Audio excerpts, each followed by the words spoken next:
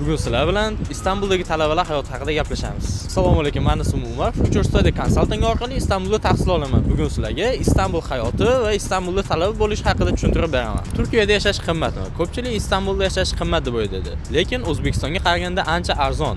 Bu yerda agar siz xalqaro universitetlarda o'qisangiz, 1 yillik kontrakt narxi 1,5-2 ming dollar atrofida. Agar kvartirada tursangiz, 300-400 dollardan boshlanadi. Agar 2-3 kishi tursangiz, kishi boshiga 100-150 dollardan to'g'ri keladi.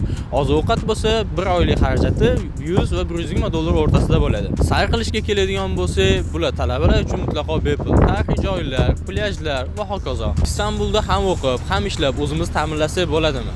Ha, albatta bo'ladi. Agar haftasiga siz 4 kun, 5 kun gostinitsalarda ishlasangiz, oylik 700-800 dollargacha topishingiz mumkin. Bu oziq-ovqat, kvartira va undan tashqari o'z kontraktlaringiz to'lashingizga ham yetadi.